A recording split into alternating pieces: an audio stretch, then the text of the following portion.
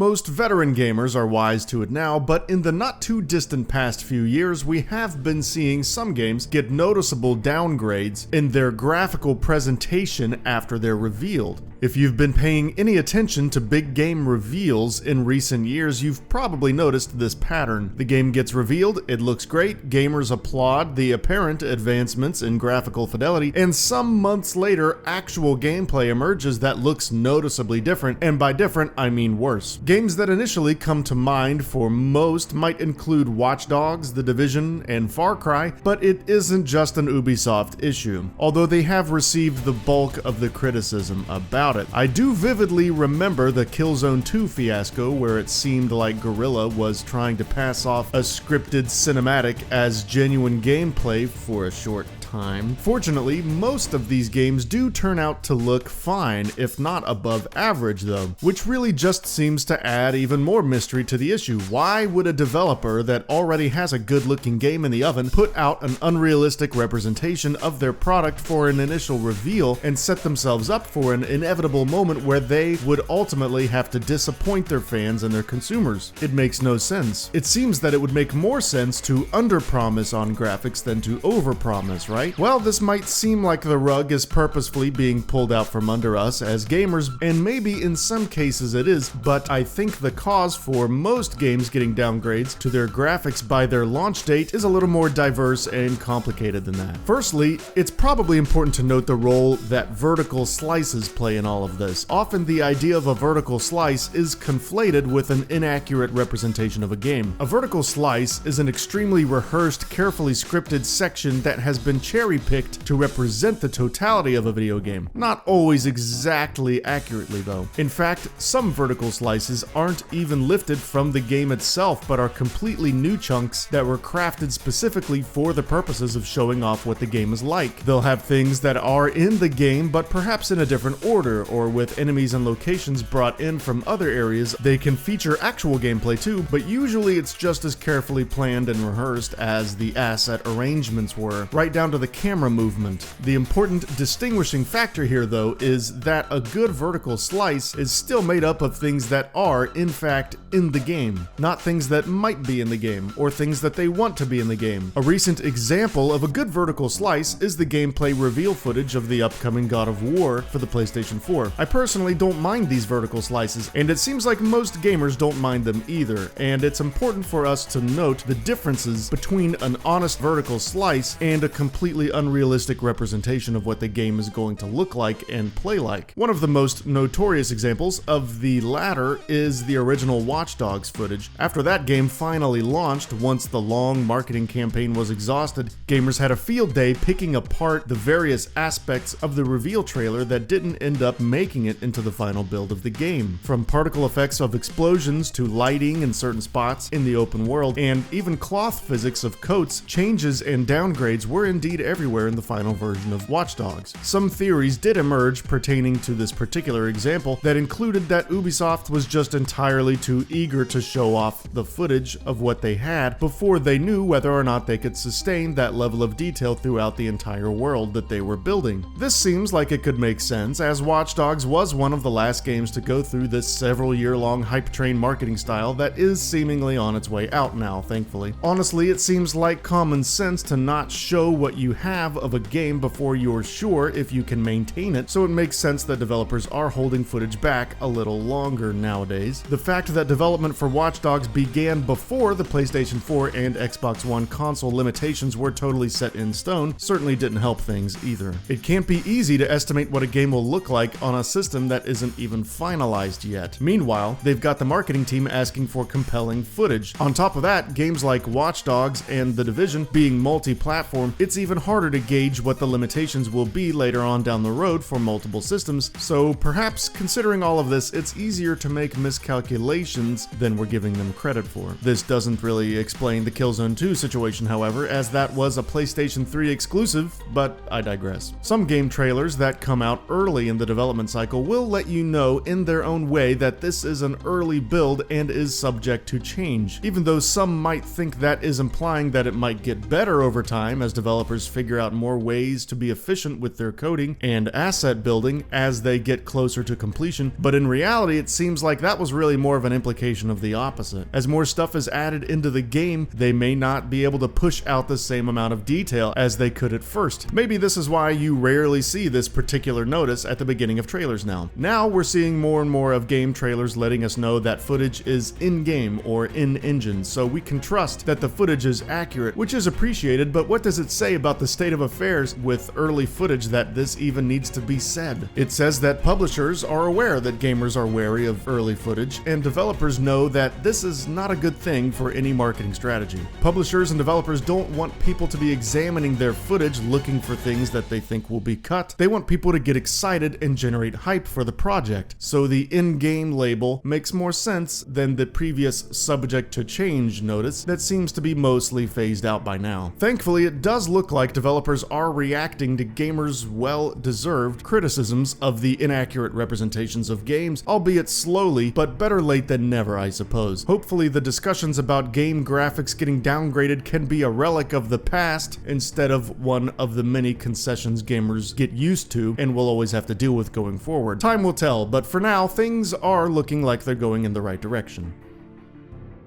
And that about does it for this video. If you enjoyed what you watched and want to see more from GamingBolt, you can always hit that subscribe button and turn on the bell icon next to it. That way you will never miss any of our videos.